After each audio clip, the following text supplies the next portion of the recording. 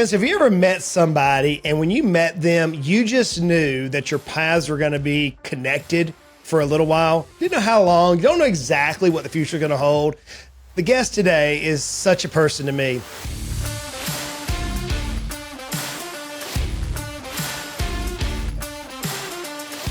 Years ago, Kyle and I were doing some training together, and we were actually in the gym at this event. I looked over, we met each other, we introduced each other, and we were going through some intense training for about a week together. And every morning we would go work out, and there's Kyle working out, and there's me working out. And then we go to the classroom. And the next day there's Kyle working out, and there is me working out, and we go to the classroom. So this has been now 7, 8, 9 years ago, a long time ago. I met this guy by the name of Kyle Danner, and I have watched him. I've listened to his advice. I've sought his counsel a couple of times, very ad hoc, just like, hey, Kyle, how would you handle this? And him not even knowing the pearls of wisdom he was sharing were directly for me. So friends, it is my privilege to introduce you to who I believe is a rock star in the business advice world, somebody who has coached and is currently coaching decamillionaires on a regular basis, somebody who's talked the talk and lived it, somebody who has been in the trenches and is impacting people. So with that, Kyle, man, welcome to the show today. Justin, thank you for the introduction. Thank you, the very generous introduction. I really appreciate it. It's been a treat to see how our lives, how our business have kind of changed since I think it was probably 2017, May of 2017 when we first met. Wow. So for the audience, who is Kyle Danner? So I am in Kansas City, Missouri, smack dab in the middle of the United States. I look at things through the family lens. And so I have to say I'm the youngest of Haver and Gertrude Danner. Haver was Big Dan was a Marine Corps gunnery United States Marine Corps gunnery sergeant. Mom was a surgical scrub nurse. Both grew up in rural farming backgrounds. So basically it was get your butt out of bed, do your work, go home and do it all again the next day. And I have 2 sisters and a brother. I owned a business with my one sister and my one brother. And then the other sister has spent a lifetime teaching in academia. And all of that informs, all that shapes who I am today. And very fortunate to have grown up the way I did here in the Midwest, also with the loving family and friends I have in my life. So there's a little bit. So I think you're being a little humble there in that introduction, because I know a little bit more of your family business and actually whom you serve. So every single day, I know you get out of bed with this mindset of serving business owners. What do you see is the single greatest way that you're able to come in as a strategist, as a coach, and help business owners achieve their wildest dreams? I think the biggest ways I've been there, I've sat in their seat, I've signed the personal guarantees, I've been paid last, worked evenings, weekends, holidays, whatever, to get the work out the door.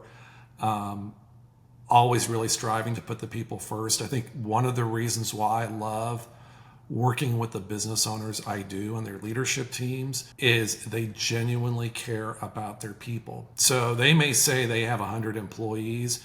They don't. They have 100 families.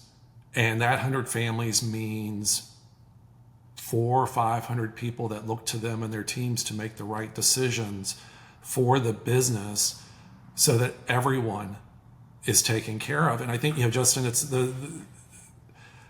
that having that trust, having their, kind of sometimes being their sounding board, that's a tremendous responsibility that I didn't think I'd ever have, just because of the way kind of how my path came about to what I do today. They will look to me and I'm thinking, well, you have more money than I'll ever have. Your business will be far bigger than anything I'll ever have. And you're looking to me, but I get it because I've been there.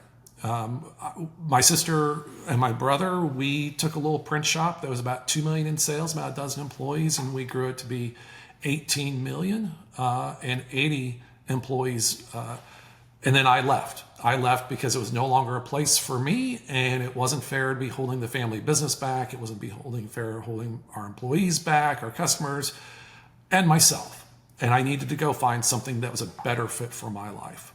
So I get it. I know what it's like to sit in the owner's seat. That's an interesting thought. I knew you left the business, but I never heard you phrase it in the way you just phrased it. So what was your internal thinking around, or how did you process the ultimate decision to make this move or this exodus, let's call it, from the family business into I'm assuming your current business as of now? Right.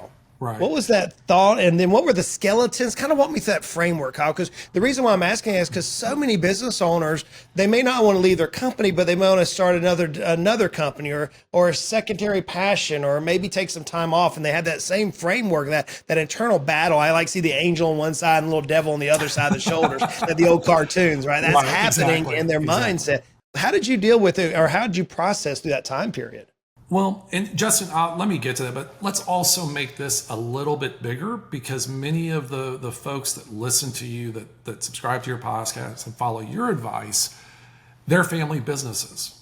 And they've got their wives, their brothers, their sisters, their cousins, their sons, daughters. They've got family in the business. And so and this is what makes it really hard, because the same people I was just talking about who care about their people, sometimes that big heart, that generous heart, gets in the way of doing what's right for the greater good. And everybody's held back, and it's not fair to anybody. And so, I had never really intended to go into the family business. I tried to get into graduate school, didn't quite know how to navigate that. I joined the business. I was going to stay 1 year. 1 year turned into 17 years. And I would say pretty early on in my journey in the family business, I just realized, this isn't the best place for me, but I don't know what else I want to do, so I'll make the best of it. And we had a really great entrepreneurial ride, and an entrepreneurial ride continues today with my sister leading the business. But I knew for a long time that it really wasn't quite the place, but I was doing some really interesting work. We were doing some really cool things. We were in the printing industry. We were leading our industry in some of the things we were doing. So it was exciting to be part of that. But where I was responsible for was kind of like IT, our information technology, data processing, that sort of thing, because we were doing some advanced technology. Now, folks, I know nothing about IT. I know very little about data processing, and I'm a terrible project manager. All right. And so I was talking about right people, right seats, culture fit. And are you really good at your job? Do you understand it? Can you do it? Well, we never really kind of figured out the culture fit, but it was very clear I was not the right person. And we had gotten to a point to where we needed a different skill. Like, we needed that true IT director, that IT vice president, and I wasn't it. I mean, it was just absolutely clear we'd taken on a new project. It was taking our company right where it was supposed to go, challenged us in all sorts of ways, and was very clear I was not the guy to lead this. And my sister said, hey, I'm the youngest in the family, so I've always had like big sisters and big brothers. So being the big sister, she says, you know what? We know this isn't the right place for you. We had been talking about this. She says, you're right. I'll buy you out. I'll buy you out, and then you can go find what you need to do. And by the way, this kind of the breaking point, Justin, is we're working with a new project or a new client. Quite honestly, I made a couple big mistakes. Like, we are talking, I want to say, I think the last time I thought about it, it was probably, $180,000 mistake, 2 of them. That's a lot of money. That is a lot of money to, that mistake, for that to happen. It's like, this doesn't make sense anymore. And it was like, it's time for me to go and find something else to do. So yeah, I left. How many times do you see business owners wrestling with that themselves, where they feel like almost like they're the indentured servant, right, to this business? I heard one person call it a Franken business or a Franken firm, right? Like it's Frankenstein monster. Absolutely. And they've created this thing, and now they're imprisoned by the very success that they thought they wanted. How many times do you see that happen with, quote, successful, I'm doing air quotes here, friends, successful businesses? And then as you see that, with your background and now as you coach people, how do you help them either navigate that and get realigned or create that exit? Well, first of all, it's one of the ways I look at it is that we can't do everything. No one on this planet can do everything. Okay.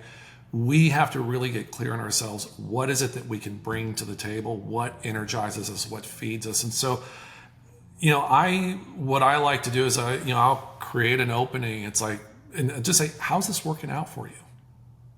And I hear, all the challenges and all the problems and everything that's keeping them up at night.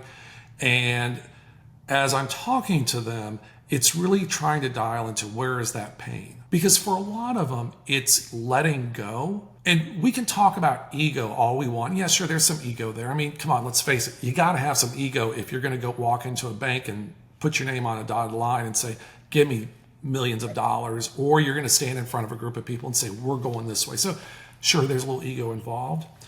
But I think one of the things they really struggle with is that if they let go, it's kind of a sign of failure. Like, I can't do it. And that's not it at all. It's knowing that you can let go and let somebody else step up. Because when we let go, we actually are creating two opportunities. We're creating an opportunity for ourselves to find our true place. All right? And holy cow, think about what model that sets for the people around you, for you to be able to put yourself out in such a vulnerable position and say, I can't do this. All right, I need to find the thing that's going to help me really drive the business. And maybe it's not even me. But what you're also doing in letting go is you're creating an opportunity or multiple opportunities for people that they love and care about to step up and to do more in their job. So you're really creating multiple opportunities when you just kind of look at your soul and say, this isn't for me. I need to find something else, but also create the opportunity for other people. I hear you, and I agree 100% what you're saying. I've personally lived this. You've seen this in my life. It's hard Absolutely. to scale up. But oftentimes, myself, as that egomaniac, because most business owners have a sense of hubris, pride, and egos. We have to. Let's be honest. We're unique. Let's just be honest. We're uniquely, wonderfully made. I mean, that's just who we are. But I want to let go, Kyle. I want to let go as a business owner. I want to trust my team. And so I make this effort to give them something, and it falls apart. And then I step back into it, and it's like I get this mindset up that I can't trust anybody, or I've got to keep these things close to me because I'm the best at these. How do you coach that very talented, very capable business owner to let go of that, whatever that may be for them, so they can, as you said, step up or move up line? Well, first of all, you talk about letting go to their team. The thing is being really honest. Is your team able to take it on? And so in my business, it's all about leadership team coaching. And it's helping them to, first of all, do you have the right structure in place? Okay. If you're going to scale your business to X amount of dollars or whatever the case may be, do you have the right structure in place? Do you have the right people in place to be able to do that? And so just as much as we have to take an honest look at ourselves, whether or not we're really capable of doing this or what help we need, we also have to take a look at the people around us. Because so often the folks that are sitting with that business owner who's on their leadership team, yeah, they got them there. They may not be able to get them there, or they may be able to have to change. One of the things that's been really fascinating in this what I've been working with lately, Justin, is helping business owners take their team from being doers, working in the business, to being thinkers. That is, thinking about that business. So giving them the time and space, as well as giving them the support and direction on how to do that. And so, yeah, you've got to make sure that you've got a solid structure in place, that you have a plan. Is your team aware of what your plan is? And are you sticking true to it, or are you changing your mind every 90 days, or not being consistent? And so those are just some of the things, as I'm talking to business owners, trying to really get them clear, because there's another piece to letting go. Now, of course, you got to have the right structure. You got to have a plan. You got to have the right people around that, all of that. You also got to have a little bit of faith. You can plan all you want, but you got to have a little bit of faith and to kind of let go and trust the next person. Okay? And be ready, because they are going to screw it up. Okay? You're going to screw it up.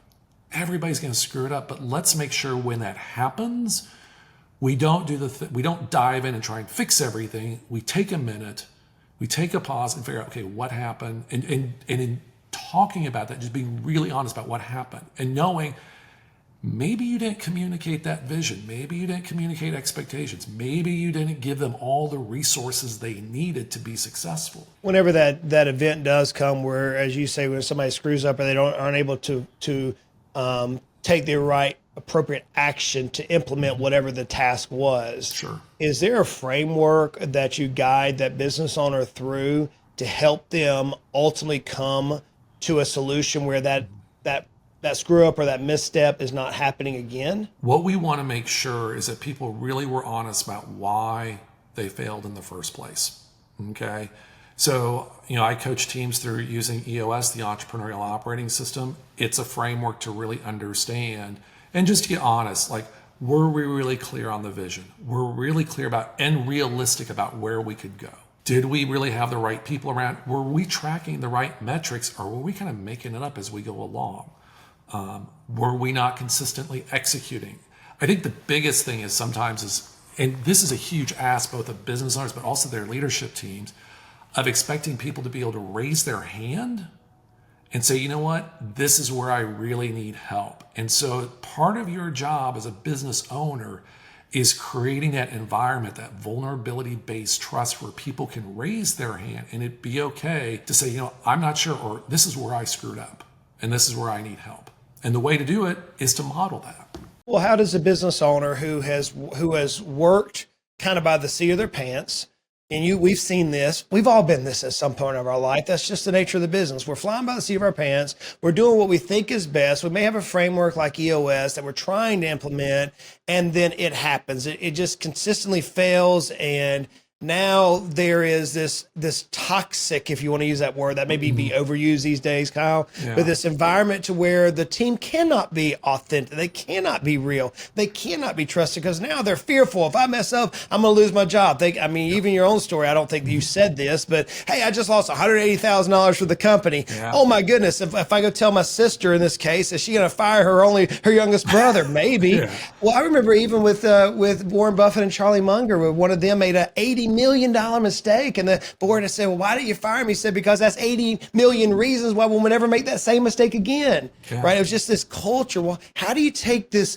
small business or this business that's rapidly scaling and shift that leadership mindset, that culture from this perhaps toxic or self-serving environment to now this team environment where we can be real and authentic and owning the mistakes and working together and challenging through the breakthroughs that we need? So as I mentioned, it starts with the business owner.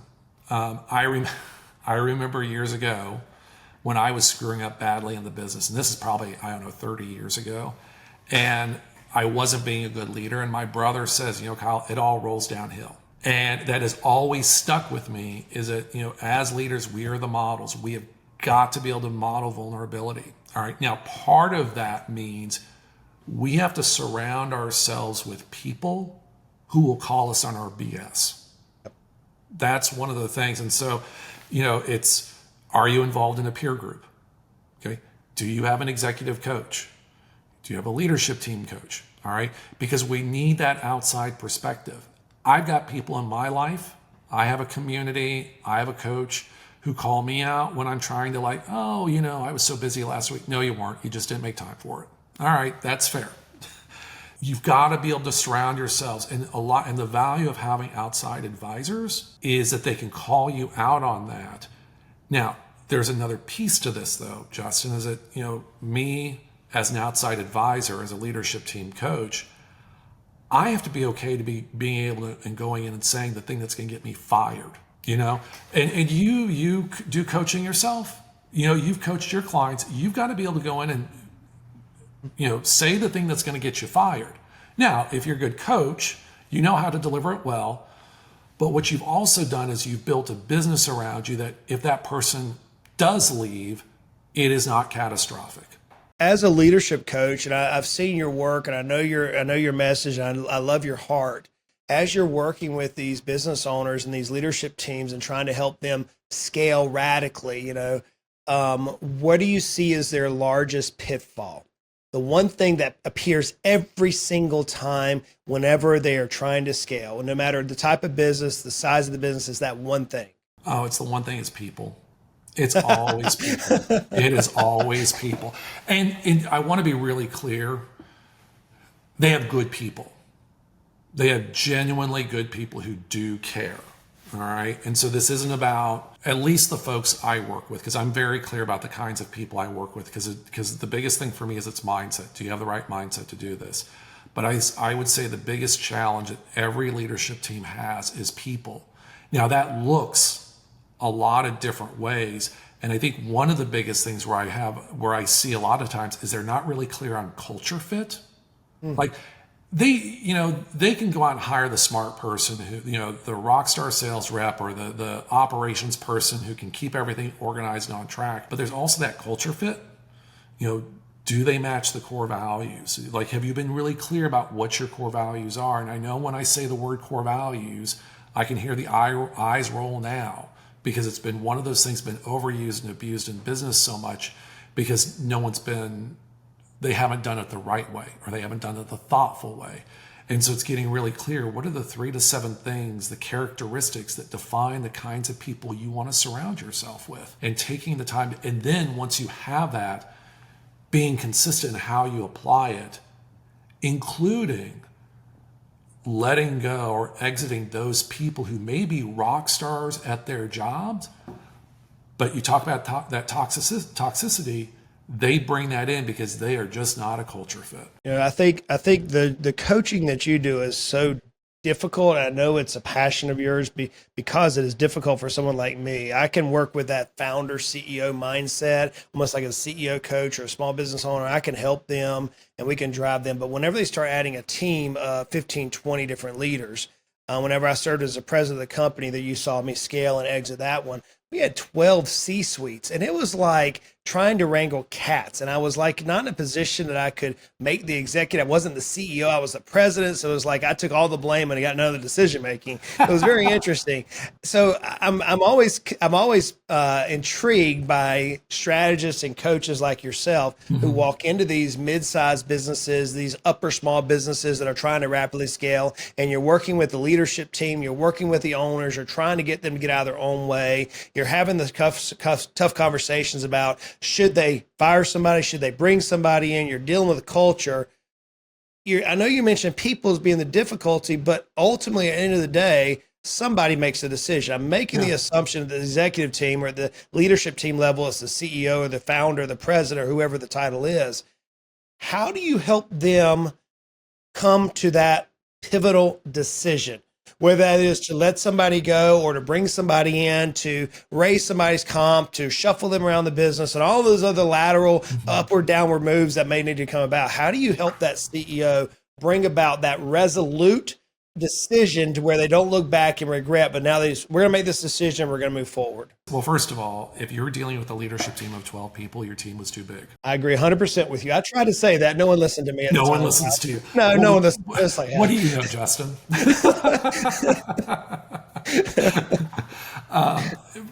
When they start talking about a people issue, all right, one, are they making excuses for the person? Okay, that's the big thing. Well, they're having a hard time in their life, or maybe we haven't really supported them. Okay, so you carry some responsibility as a leader, is making sure they have the resources and the attention they need to be successful at their job. Okay, have you been clear in your expectations? That is what's expected of them. Do they know what their numbers are, what the things they need to be focusing on? Okay, well, yes, we have done that. All right, are you starting to try and make changes within how business is done to accommodate this one person or this market who leads it? Okay, if you're doing that, you're not willing to have the hard conversation. And so what it is it's trying to kind of wipe away all of the excuses that people throw out there, to not sit down and have the hard conversation. And now there are some people who are perfectly natural. I have a dear family friend. She was just an amazing C-level executive. She will sit down and she will say it to your face. Thank you for your time. You're not a fit. Goodbye. Loving. I'm very kind about it. Okay. So there's a way. But where I think people get so hung up on is, one, is they don't want to have the hard conversation. Okay. And two, they think it's a terrible thing to do. Well, as someone who was in the wrong seat, who was not doing a good job, who was not bringing his best to the work, I wasn't the only one who knew that. My family knew it. Our employees knew it. Our customers maybe even had a sense of what was going on. And so it's not a secret. If someone is failing in your organization, it is not a secret. Everybody knows it. How awful is it when everybody else knows a secret, but you? It's kind of like whenever find out somebody's having an affair, everybody knows but you. Well, how crummy does that feel? So, then help them exit well. All right, don't just chop them off at the knees. Your company has a ton of resources. All right, and I'm not talking about like a huge compensation package if it's not appropriate. You have connections, you have vendors, you have coaching available. Help them exit well, because when you do that, everybody else will see it and know that you've got their back, or that you treat people well, even when it's time for them to leave the organization. Do you think it is that they don't see it, they don't know the secret, or do you think it's the ostrich in the sand, they want to avoid making that hard decision? They want to avoid making the hard decision. Now, part of it could also be is they have to look at themselves and like, oh my gosh, I've been a terrible leader and manager. Oh, yeah. Okay, fine, let's call it out, but then let's address it. All right. But don't you start doing a whole bunch of other work to make yourself feel better so you don't have a hard conversation. I'm just playing that in my head as you said that, the various type of conversations I've had with CEOs and very successful people. And that's a swallowing of the pride right there, but it's also trying to get out of your own way and not making the same dumb mistakes over and over again, isn't it? Yeah. Well, and I think, you talk about ego, and a lot of it is protecting our ego. If you're going to do this well, if you're going to be a decamillionaire or more, or scale a company or lead people or whatever, you just got to be ready to cut yourself open and deal with all of the ickiness, the vulnerability, putting yourself out there. And yeah, it feels gross. It felt gross whenever I realized, when I finally said, yeah, it's time for me to go. Of course it feels gross.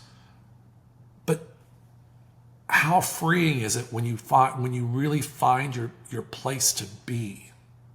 Yeah. It was awful leaving the family business.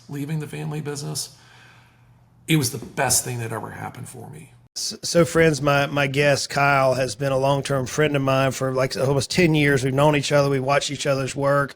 I've heard his passion, as you're hearing it today, for family business, specifically around leadership teams. I know a few of the firms that he's worked with. They have unbelievable accolades to say about Kyle and the work. And so I asked this last question of Kyle as somebody who's really intrigued to hear what he's going to say.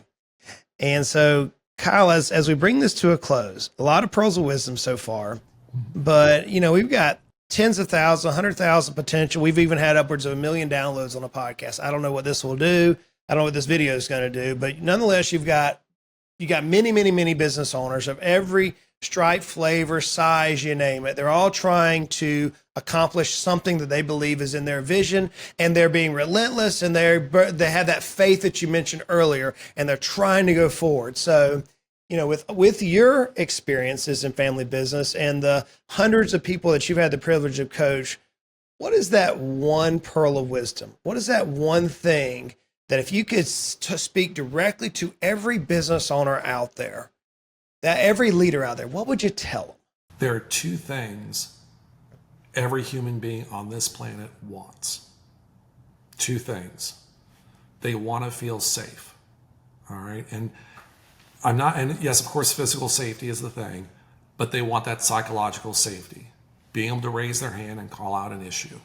Okay. It's to be safe, and they want to matter.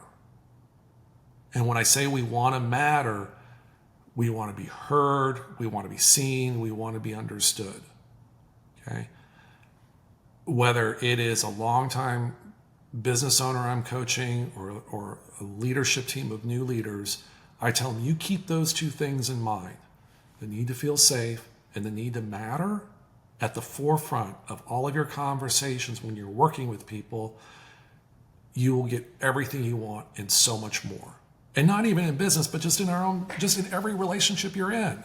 We all want that. We all want to feel safe.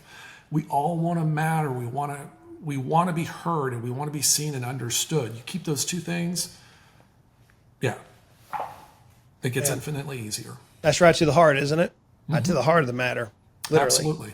Kyle, thank you so much for sharing your wisdom with our brothers and sisters on the front lines out there. Thank you for joining me today. Thanks, Justin. I really enjoyed the conversation. And friends, I cannot speak highly enough about Kyle and the work he does. If you're running a business that has a leadership team in place and you need an expert out there, hey, look at Kyle. We'll have a link to his bio and everything inside the show notes.